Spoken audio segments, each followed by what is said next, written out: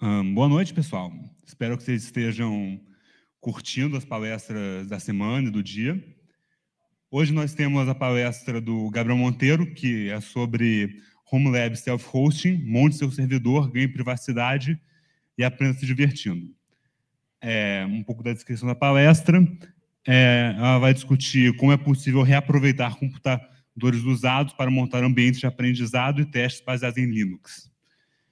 Mostrando que é possível hospedar serviços amplamente utilizados sem depender de grandes organizações. Ele vai abordar também sobre alguns desafios e técnicas para aumentar a segurança, privacidade e eficiência para manter todo o sistema rodando direito. Vamos ver também um pouco quanto ao curso nos ajuda nesse processo, sendo áreas de atuação em redes, sistemas operacionais, sistemas distribuídos e segurança da informação. Pode vir, Gabriel. Obrigado. Bom, boa tarde. Como apresentado, sou o Gabriel Monteiro, solteiro. Bom, um pouquinho de mim, estou no 6º semestre de SI. Imagino que a maioria daqui seja de SI. Não sei se tem alguém aqui que não é de SI. Aí, o Raik, boa. Bom, hoje eu vou apresentar um pouquinho para vocês aqui, conversar um pouquinho sobre Home Lab e Self-Hosting. Então, como montar um servidor, como conseguir gerenciar isso, por que isso é divertido, ganhar privacidade, enfim. É um negócio que, numa palestra de ontem, o Guilherme do Hype falou. Eu também sou estudante como vocês, então se quiserem me interromper, fazer dúvidas, contribuir com a palestra, vão ser bem-vindos. Bom, para começar, o que significa... Nossa, errado significa. Self-Host Home Lab. Self-Host, então, pelo inglês, né? É a capacidade de você conseguir hospedar você mesmo, então se gerenciar os serviços você mesmo. E o Home Lab é você poder fazer isso estando no laboratório dentro de casa. Então é literalmente a tradução literal. Gosto que um programador não tem criatividade. E por que a gente vai fazer isso, né? Por que a gente deveria fazer isso? Temos duas principais problemáticas aqui, que eu gostaria de apresentar, que é o lixo eletrônico e a dependência de Big Techs. Do lixo eletrônico, tem uma pergunta para vocês aí. Quantos de vocês têm um PC parado em casa, um notebook velho? Levantem a mão aí. Aí, ó, muita gente tem aquele notebook parado, às vezes de algum parente, fala, nossa, não uso mais, estarei no canto. Então dá para reaproveitar isso, fazer coisas mais úteis do que pegar poeira. E tá aí o meu ex-servidor, que por enquanto está desligado, mas era isso que eu usava para Home Lab. É um netbook velho pra caramba. Ele tem 1 núcleo e 2 GB de RAM. Então, literalmente, qualquer computador funciona. Não precisa ter nada muito forte. Lógico que para algumas coisas ele não vai rodar, né? Tem coisas que precisam de mais hardware para isso, mas já dá para brincar legal, já dá para fazer muita coisa. Outra problemática é a dependência das Big Techs, que, bom, todo dia a gente usa vários serviços, né? Talvez também obrigados pela USP, usando o Google Drive, Google Docs. Esses serviços a gente acaba colocando nossos dados ali, escrevendo lá, dependendo deles. Se um dia o Google cai, Facebook fica lento, a gente não consegue usar. E, bom, tem isso também, em 2013, com o vazamento do Edward Snowden. Esse cara era integrante da NSA, da Agência Nacional de Segurança dos Estados Unidos. Em 2013, ele foi lá com um cubo mágico, cartãozinho de memória, e espalhou para o mundo inteiro através de jornalistas, mostrando que a inteligência americana tinha dados de todo mundo. Então, se você tinha uma conta em rede social, conta no Google, conta em qualquer lugar, muito provavelmente a inteligência americana conseguia puxar seu nome lá, ou até em algum caso, bater o seu nome, eles têm tudo sobre você. E aí surgiu uma preocupação maior na parte de segurança também nisso, e por isso que o self-hosting é algo legal, porque você vai ter controle total dos seus dados e não vai precisar depender de grandes corporações. E também dá uma ótima oportunidade ali de aprender mais sobre Linux, que é algo que no começo da faculdade, vários alguns entram aqui começando a usar Linux, mas muitos não, e facilita demais no dia a dia do programador, ter o terminal, ter todas as funcionalidades do Linux, e redes também, infraestrutura, então tem alguns conhecimentos de redes que a gente vê muito na teoria, de como a internet funciona, também dá para aplicar na prática, e entender melhor como é que funciona. E aí tem outra consequência boa nisso, né? Que é você conseguir estudar, testar, criando ambiente de desenvolvimento, hospedar website. Então, se você quiser hospedar aquele seu site, um bot do Telegram, um bot no Discord, um servidor de mining para jogar com os amigos, conseguir estudar mais, testar, que no começo você não vai colocar dados importantes, então se quebrar tudo bem, é um negócio antigo mesmo, não estava sendo usado, então você não fica com aquele pé atrás, com aquele medo de mexer e dar errado, você vai brincar, vai errar bastante, mas já vai aprendendo, e um dia aí, para quando você for alguma grande empresa, você vai falar, pô, eu sei mexer nisso aí, eu já mexi, já brinquei, e funciona bem. E bom, onde é que vai ficar esses servidores?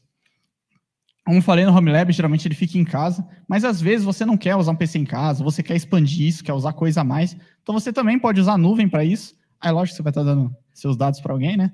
Pode usar a AWS, da Amazon, GCP do Google, a Azure da Microsoft, eles oferecem serviço. Hoje na aula de engenharia de SI, que eu acho que muitos de vocês não tiveram, o Daniel Cordeiro ele apresentou que na Amazon, para você alugar um servidor, custa coisa de 4 centavos uma hora. Então dá para você ir lá, clicar, brincar, falar, nossa, isso funciona assim, funciona assado. E aí depois você fala pro seu entrevistador, pô, eu já sei o que é a Amazon, o que é a nuvem. Eu já brinquei lá, e isso custou menos do que um bandeco. Então, é bem acessível. Focando mais em casa, né?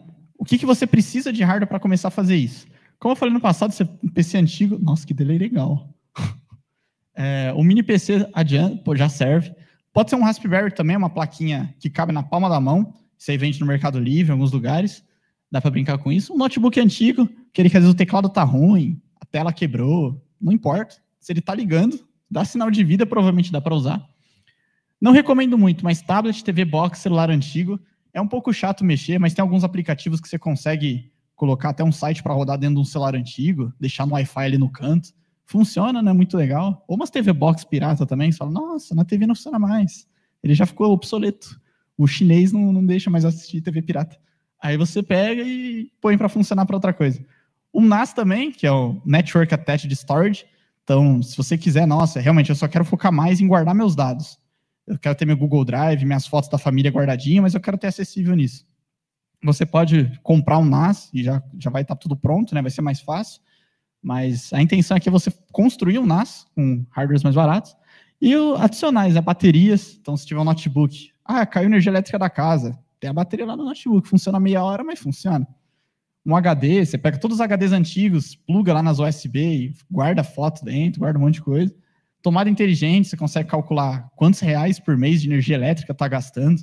Isso é bem bacana. Coloquei lá no meu recentemente, ficou legal, dá para desligar remotamente. E aí, atualmente, é esse carinha aí, meu PC velho, ele que está como servidor, estava dando sopa lá, troquei de computador, ficou parado, peguei e falei, por que não? Coloquei um HD ali, isolado, tem até aqui no canto um Raspberry escondido aqui, conectado nele, porque aí às vezes meus pais falam, nossa, a internet caiu, culpa minha, o servidor às vezes cai, mas é um aprendizado também, às vezes a gente altera alguma coisa e faz o servidor continuar funcionando e dando internet em casa. E beleza, eu tenho um computador, tenho ele lá, já reservei ele, dei uma limpada na poeira. Que sistema operacional colocar? Muitos aqui já usam Windows, eu acho, já usaram Windows.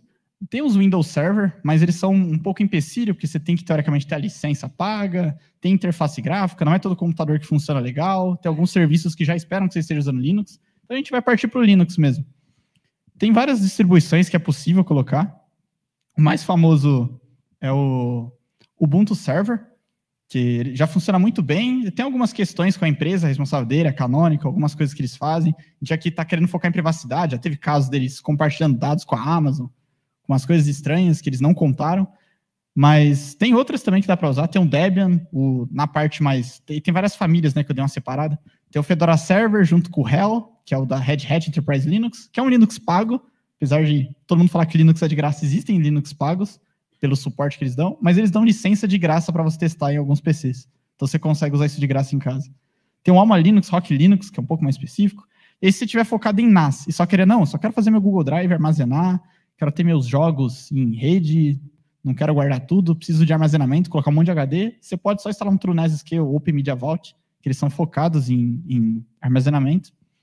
E você fala, não, eu gostei, parece legal hospedar tudo, mas eu quero facilidade, eu quero, como se fosse uma Google Play lá, nossa, eu quero esse serviço, instalar. Tem essa opção pelo Umbrella OS e Casa OS, se você pesquisar um pouquinho no Google, vai aparecer, é bem bonitinho a interface deles, tem lá uma lojinha, você baixa o aplicativo, move as coisinhas online, é bem bonitinho. E aí, bom, o que é possível hospedar? Eu falo, pô, parece interessante, mas o que dá para fazer com isso? É só brincar?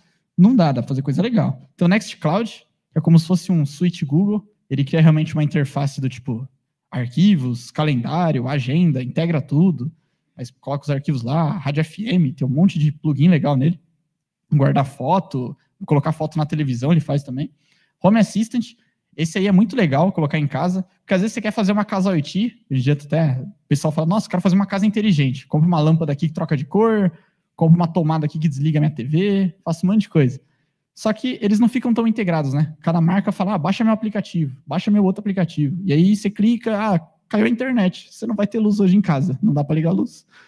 E aí dá para você fazer tudo isso local, no seu Home Lab, com o Home Assistant, e integrar todos no mesmo painel. É bem interessante, resolve muitos desses problemas. Tem o Vault Warden, que é o gerenciador de senhas. Você tem a máxima de segurança, né, de você colocar uma senha diferente em todos os serviços. E tem vários gerenciadores por aí, mas você pode ter o seu e hospedar suas senhas no seu próprio computador. Então, você desligou seu computador, ninguém consegue acessar mais suas senhas. É bem legal. Tem o de Elefinho Plex, que dá para fazer seu Netflix. Você pode pegar aqueles DVDs antigos, digitalizar eles, baixar aquele filme, né? Aquele filme legal, né? Tem várias fontes bacanas aí que dá para baixar filme. Você põe tudo lá, você consegue acessar pela TV. Pô, quero assistir esse filme, tá lá. Como se fosse uma interface tipo Netflix. Tem o Pi-hole AdGuard Home, esse é legal, que você consegue colocar isso em casa, ele é um bloqueador nível de rede, que é isso que roda lá em casa e às vezes cai a internet por causa dele, mas quando ele funciona, todo mundo que entrar no seu Wi-Fi não vai ter mais anúncio. Entra no site lá, não carrega o anúncio, é um adblock para todo mundo.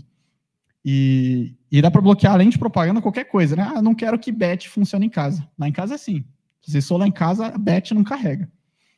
Tem internet para tudo, mesmo para Bet. E é bem bacana. Tem o Emit, que é uma galeria de fotos, ele cria uma interface igualzinho ao Google Fotos, tem aplicativo e tudo, então ele faz o backup automático, se você configurar lá uma placa de vídeo, ele faz processamento com IA de imagem, que o Google Fotos faz isso, fala, nossa, tal pessoa ser melhor com tal, é verdade, ele faz isso também, só que tudo local, ele não vai colocar sua foto em nenhum lugar suspeito, alguma IA, você não vai ajudar ninguém, você vai fazer tudo local. E para tudo isso, você pode ter sua própria VPN, com o AirGuard, Tailscale não é... Vários desses serviços são código livre, código open source. Então, você pode contribuir com esses projetos, pode ver como eles foram feitos, pode ver a comunidade ajudando neles. É bem bacana. O Tailscale não é o Tailscale, ele é uma empresa, mas facilita muito. Eu vou explicar por quê, que nem tudo são flores. E aí tem uma lista aí do Awesome. Essas listas Awesome, para quem está entrando na faculdade e nunca viu, várias áreas da tecnologia tem as listas Awesome, deve ter Awesome Data Science, Awesome várias áreas, e tem um Awesome Self-Hosted, aí tem todos esses serviços listados e muito mais. Outro detalhe do AirGuard interessante também, não sei se alguém já passou pela Netflix, tipo, eu compartilho minha senha com a minha família, e na Netflix lá apareceu que eu não estou na minha casa, não pode acessar a Netflix, que tem essa repercussão. Se você tem sua própria VPN em casa, você está em casa. Então, de qualquer lugar do mundo, você conecta em casa, a Netflix vai pensar que você está assistindo no seu sofá. Aí é bacana, dá para burlar a Netflix e compartilhar a senha. Mas então, tudo não são só flores. Tem alguns problemas. E um desses problemas que eu gostaria de apresentar aqui, como acessar o serviço fora de casa. Né? Você fala, pô, legal, dá para acessar tudo lá, configurei, testei, achei bacana, vi minhas senhas. Aí eu saio de casa e não tenho acesso às minhas senhas. É mais fácil colocar no Google Chrome mesmo, sincronizar tudo com a Google. Dá para fazer, tem várias maneiras de fazer isso funcionar. Como manter tudo seguro, né? Pô, tava lá funcionando, meu PC velho, mas era velho, um dia parou de funcionar. Perdi tudo? Não, dá para fazer funcionar. Entra a segunda parte, né? Como que você garante que não vai perder todos os dados, né? Tem algumas técnicas. E como eu vou fazer os outros ao meu redor usar meus serviços? Pô, tenho lá meu Google Fotos. Só eu vou usar? Meu pai e minha mãe poderiam usar também, sincronizar as fotos da família. Então, como é que eu faço para eles poderem usar esses serviços também? Bom, nesse momento eu convido também vocês, se vocês tiverem alguma pergunta do que dá para fazer com esse universo, vocês podem fazer, que a gente tenta conversar. Então, se alguém tiver uma pergunta, se quiser, pode levantar a mão. Agora, no meio das perguntas. Ninguém agora? Beleza.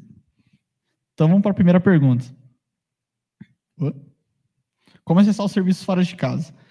Bom, aqui a gente tem outra problemática, que é... E aí aqui eu até puxo um pouco o pano para Vivo, mas outras locais devem fazer isso também. Mas geralmente tem um negócio em rede na internet de casa que é o CGNAT. coisa chata. O que é isso, né? No mundo da internet tem o IP, que todo mundo aqui fica zoando, vou hackear seu IP. Eu vou mostrar meu IP daqui a pouco, é tranquilo, mas esses IPs são limitados, então não é todo mundo que consegue ter um desse público para poder, na internet, conseguir acessar em casa.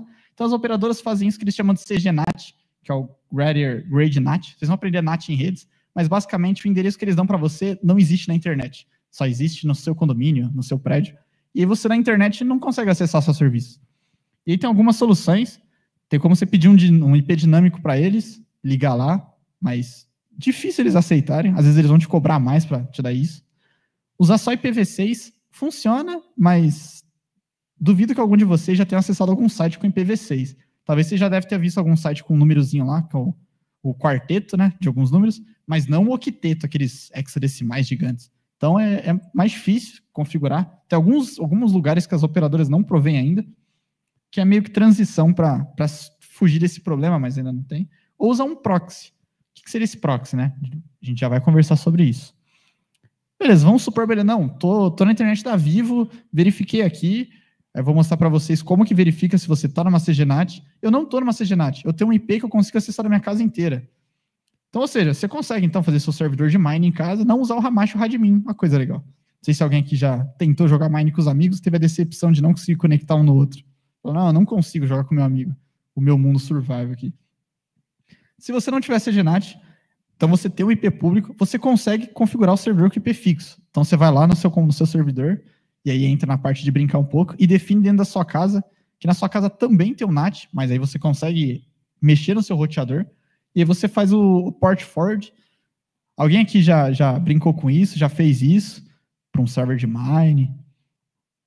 Olha lá, temos um ali. Que aí você consegue pedir para usar seu IP público, e aí você faz seu servidor de mine funcionar. E você consegue jogar mine com seu amigo. Você clica lá, Open to LAN, passa para ele, e ele entra no seu mundo do mine. É mágico quando acontece pela primeira vez.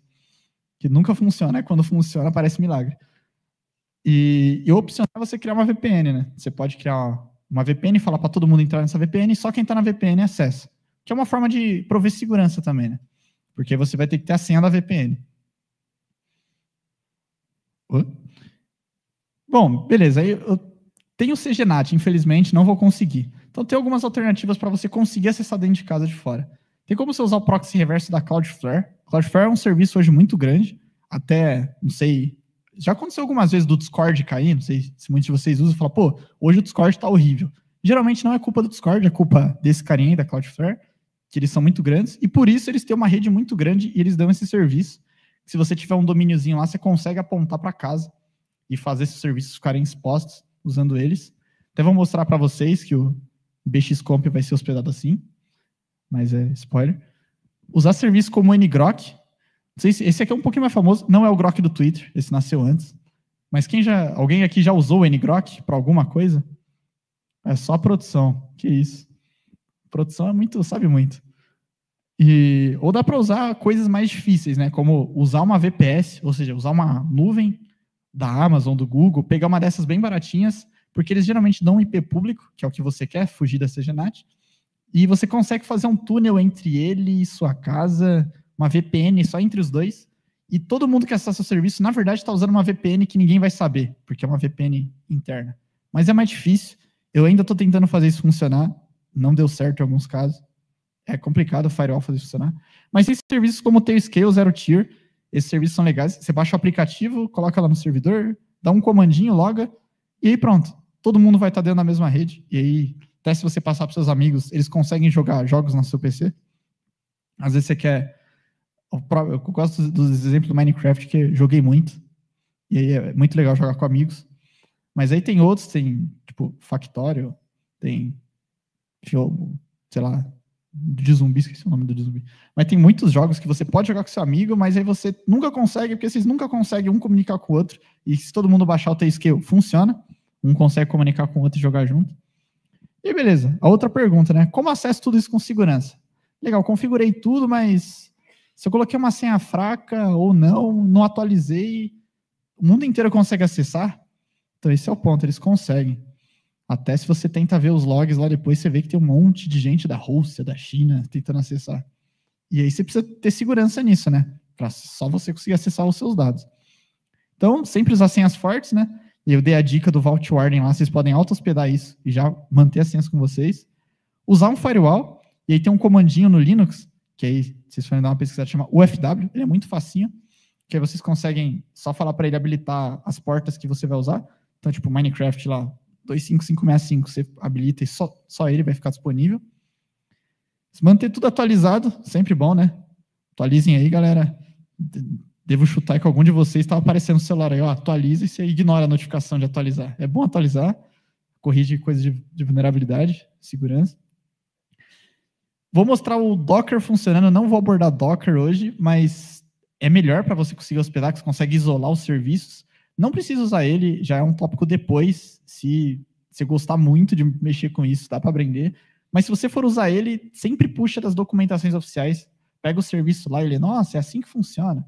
E aí você pega, lê e puxa só a imagem original, porque tem um monte de gente que faz cópias e às vezes deve esconder um malware, alguma coisinha estranha, configuração diferente, aí dá errado. Então, tenta usar as de fonte confessa originais.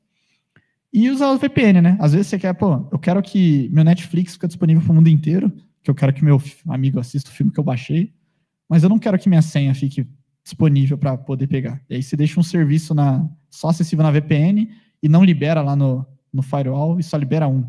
E só esse aí que funciona. O resto tudo precisa da VPN. Bom, esse aqui, backups, né? Como não perder os dados. Bom, eu não faço backup, mas recomendo. E aí a melhor estratégia para fazer backup é a estratégia 3-2-1. Não sei se vocês já viram falar dessa estratégia de backup.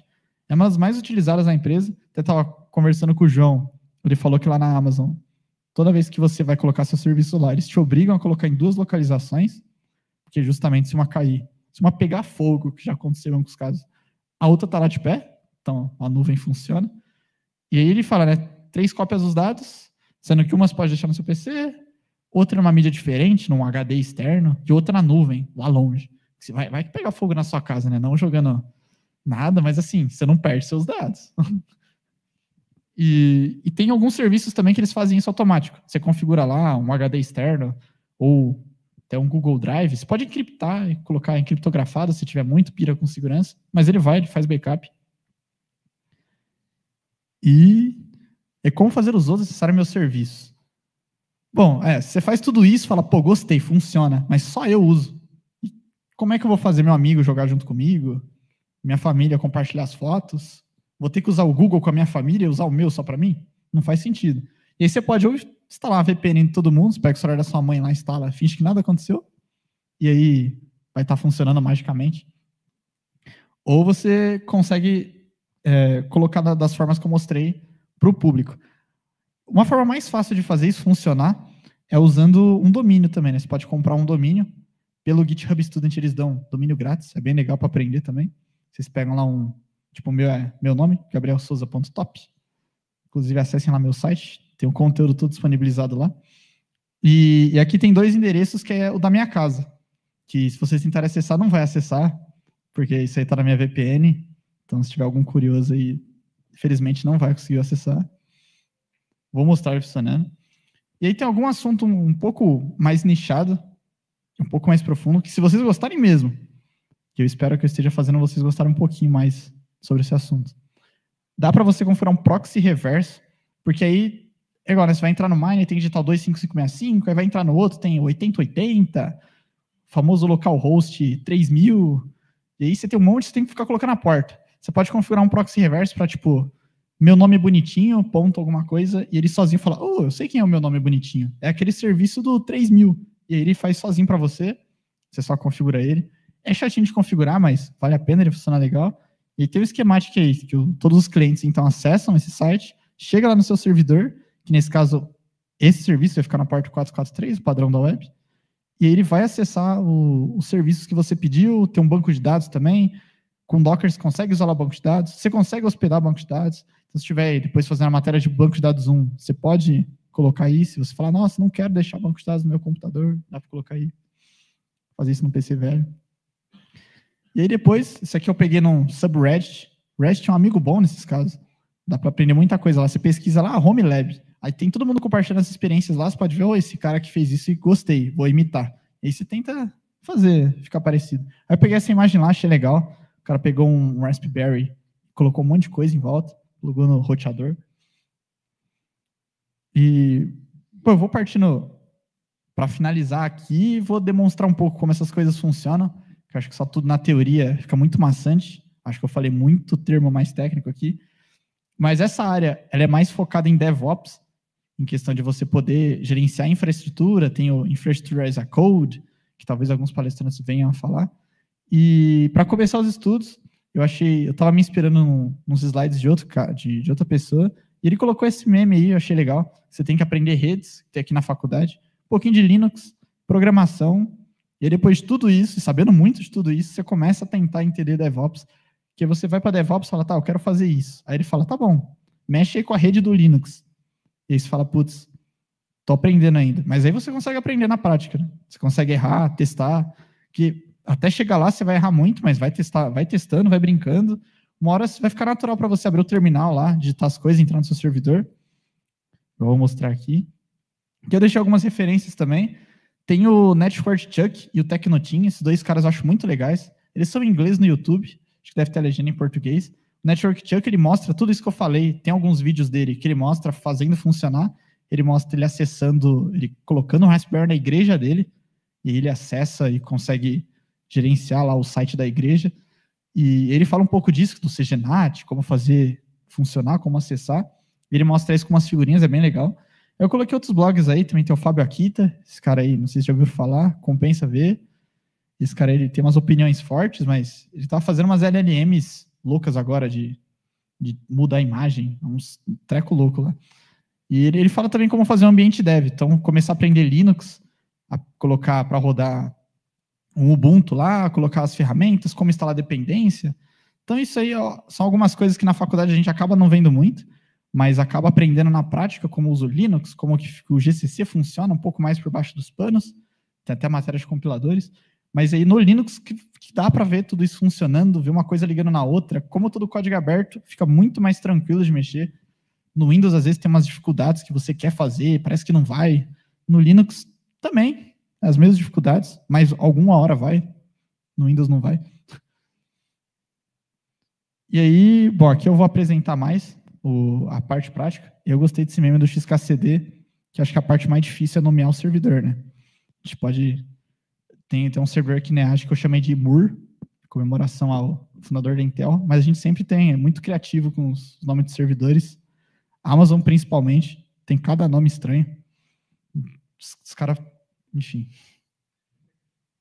E aí, bom, deixa eu ver aqui para não me perder. Era aqui mesmo. Não, era aqui. E aí, um pouquinho do que eu hospedo lá e como está funcionando. Por exemplo, né, primeiramente, para saber se você está numa CGNAT. Tem um site aqui que você pode colocar no Google. Qual é meu IP? E aí tem uns sites que falam IP. Se alguém tentar acessar esse IP, esse aqui é o IP da Yash. Então, todo mundo aqui vai ter esse IP dentro do EduRun. E aquilo que eu falei do IPv6, se fosse na Yash já não daria certo, porque a Yash não usa IPv6 aparentemente, os caras não atualizaram.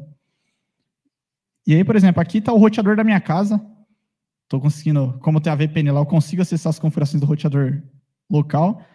E aí aqui, como é que você sabe se você está numa CGNAT? Você olha aqui qual que é seu endereço IP4 público. Se você não tiver numa CGNAT, lógico que eu estou na VPN, você tem que fazer isso dentro de casa. O IP que você enxergar nos sites de meu IP tem que ser o mesmo IP que você vai enxergar aqui no painel da Vivo, falando, ou da operadora de vocês. Vocês conseguem ver a etiquetinha lá no modem e acessar o endereço do gateway, que aparece no celular. Dá para acessar esse painel aqui de todas as operadoras. E ele aparece lá o IP. Se aparecer do tipo 100 ponto alguma coisa, ou esse aqui não bater com esse, é que tem algumas normas, mas 100 ponto alguma coisa é CGNAT. E aí não tem muito o que fazer. Porque aqui, se eu não estou na CGNAT, posso mostrar para vocês o... Aí ele pediu login, né? Mas aqui em redirecionar portas, que é aquele port forwarding, vocês podem ver que tem um monte de porta aí, serviço. E aí aqui vazou um pouco as coisas, né? Fazer o quê?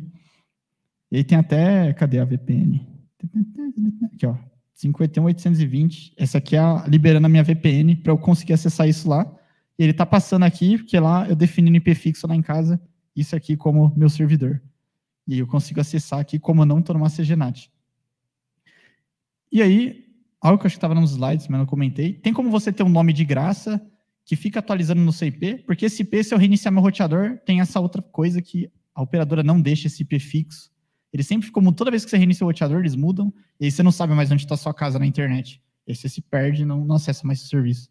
E aí tem esse carinha, esse patinho, que você consegue ficar mudando o nome. Então você pode, tipo, meu nome.duckdns.org é minha casa, e aí ele sempre redireciona lá, você consegue ficar mudando. Você hospeda isso aí como serviço também, ele fica pegando o IP da sua casa e mandando para eles. É bem interessante. E aí aqui algumas coisinhas do que eu tinha mostrado. Tá aqui Vixe, tá. Não tá muito bom de ver. Esse aqui é o Home Assistant da minha casa. Então tem a lâmpada do meu quarto, que se eu clicar aqui, realmente deve ter ligado a lâmpada do meu quarto. Espero que ninguém esteja lá, porque senão, né, um fantasma passou lá e ligou a lâmpada, né? Mas aí, como eu tô na VPN, eu consigo acessar. E lá em casa só tem essa lâmpada. Tinha colocado uns sensores, mas não funcionou. Tem aqui também o bloqueador de anúncio, que dá para desligar aqui. Mas tá aí. Oh. Ih, esqueci a senha aí, não. É tão seguro que... Então isso aí, vocês verem o total queries ali, ele vai aumentando. Isso aí é o tráfego de rede em tempo real da minha casa. Então, se minha irmã estiver assistindo aqui, acho que vai aparecer lá, porque ela está transmitindo. E aí aqui ele bloqueia, ele mostra todas as coisas que ele bloqueou. Ah lá, isso aqui, olha lá, Pinterest. Minha irmã deve estar no Pinterest, bloqueou. Não está mandando anúncio do Pinterest. E aí mostra tudo. Tem aqui também, esse aqui, eu estou fazendo esse semestre, estou tendo RP2, não sei se vocês já usaram o Overleaf. O Overleaf tem aquela limitação chata, né, que ou você paga ou você só pode editar com 2 pessoas. Aí você está num grupo de 3 e fala, pô, tem que ficar tirando gente, usar o Google Docs, não compensa. E aí também, tá aí o Overleaf, só que esse Overleaf não é o Overleaf oficial, é o meu Overleaf, que eu hospedei em casa. Então tá aí o Overleaf, meu nickname HomeLab. E aí eu consigo criar meus projetos aí e adicionar quantas pessoas eu quiser, porque os cadastros sou eu que gerencio, que é bem legal. E aí um pouquinho por baixo, isso aí é bonitinho, né? Até coisa mais bonitinha é esse aqui. Olha, o Druid tá funcionando agora, impressionante. Não vai carregar as imagens porque o Druid tá bom demais. Olha. E aí tem algumas coisas que eu acesso lá em casa, que dá para hospedar também um painel. É legal que ele mostra tudo que eu estou hospedando. O Raspberry lá ligado, a galeria, hospedar música, bot da Steam para farmar cartinha da Steam. Dá para fazer isso aí também, farmar dinheiro na Steam. E tem todo o gerenciamento do servidor. Aqui também, no terminal, dá para acessar e brincar de Linux lá também. Então dá para eu dar um RM lá e deletar tudo e, meu Deus, e aí não vai acontecer nada com o meu computador. Que aqui eu estou acessando, esse é o meu computador, né? Distribuição do Arch aí, fazer o quê? E aí aqui eu estou acessando lá em casa. Então eu tenho aqui meu HomeLabzinho, posso dar um NeoFet, posso dar um HTOP, e ele mostra como está usando o processador. Nossa, que delay legal. Está muito delay. Mas ele mostra aí quando está usando, até os serviços lá. Tem aqui também o servidor do patch. Então, o BXComp está ajudando o pessoal, vai estar hospedado dentro da sala do patch. Então, está self-hosted o serviço do patch, do BX. E aqui dá para ver o que eles vão usar lá no patch. Tem vários serviços. Tem o túnel da Cloudflare aqui rodando também. Nossa, que esse delay está muito bom. E aqui tem outro servidor, vai ter o CTF esse final de semana. E em outro servidor que está rodando PS. O CTF vai estar rodando aqui, ó, o CTFD. E aí, bom, dá para hospedar inúmeras coisas, ilimitadas coisas. Então, espero que vocês tenham gostado um pouco de saber como é que funciona. Se tiverem curiosidade de, pô, agora eu quero hospedar, eu quero fazer minha própria interface de CTF, vou criar meu CTF e divulgar para todo mundo. Dá para fazer. Ah, quero fazer minha galeria, divulgar as coisas, faz. Quero fazer meu site, um bot no Discord. Dá para fazer tudo isso, deixar tudo no computador rodando. Eu acho bem bacana. E ali no canto, né, também tá ligado ali a VPN, que eu posso desligar e desconecta lá de casa. Mas aí não tem graça. Bom, mas acho que é isso um pouquinho. Tá aqui meu site, se vocês quiserem me seguir no LinkedIn, meu Facebook, todos os meus redes, MyAnimeList, todas as redes sociais tá aí no site de links. E se vocês procurarem lá, tem essa apresentação em PDF, em HTML e no GitHub em Markdown. Então, se alguém quiser jogar na IA e pedir dúvida a partir disso aí, fica à vontade. E é isso. Obrigado por terem me ouvido tanto tempo.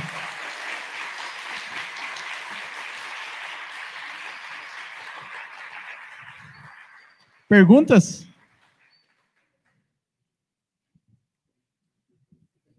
Fique à vontade, pode perguntar o que quiser. Fala, meu nobre. Então, eu tenho não vou falar que é um servidorzinho lá em casa, mas eu streamo meu PC de casa usando o Moonlight Sunshine, que eu acho que você já deve conhecer. E eu faço isso. É claro. E é um problema desgraçado fazer esse negócio funcionar, porque IP, né? Então, eu queria saber se tem algum jeito mais tranquilo de fazer, porque ó, eu normalmente uso o Zero Tier como VPN, aí eu consigo acessar pelo meu celular, mas no PC da empresa meio que não dá para instalar o Zero Tier. Aí eu tive que abrir um NPM, só que às vezes não entra. Então, tem algum jeito mais fácil de fazer essa conexão ou alguma coisa... Tipo, eu tentei usar o DDNS e não consegui também abrir porta. Então, se não está abrindo porta, pode ser que ele esteja no CGNAT, tem que verificar lá se tem. Se não tiver no CGNAT, igual ao meu caso, fica mais fácil, que eu só redirecionei a porta. Acho que deu para ver lá no roteador, se quiser eu mostro de novo. Tem lá todas as portas do Moonlight, ele redireciona tudo para o meu PC, e eu faço essa comunicação em tempo. Aí. Mas jeito fácil, só dessa forma, só se não tiver no CGNAT. Se a operadora falar, pô, tô no CGNAT, não tô conseguindo acessar direto, aí você vai precisar fazer outro jeito. O jeito que eu coloquei ali é você alugar uma VPS, na Oracle é de graça, se seu cartão for aceito lá, mas se não, dê na GCP também, que eles cobram um pouquinho pelo tráfego, mas é pouco, e aí você faz uma ponte. Você usa um servidor de São Paulo para não ter latência, que eu estava jogando BF6, estava caindo, estava horroroso, mas se você usar aqui em São Paulo, vai ficar sem delay, né? Porque você vai estar aqui em São Paulo, tudo, vai ficar com latência baixa.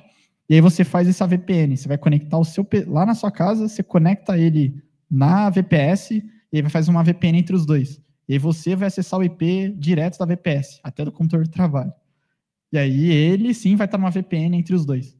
E aí funciona. É chato de configurar, difícil, mas depois dá uma estudadinha no WireGuard entre os dois.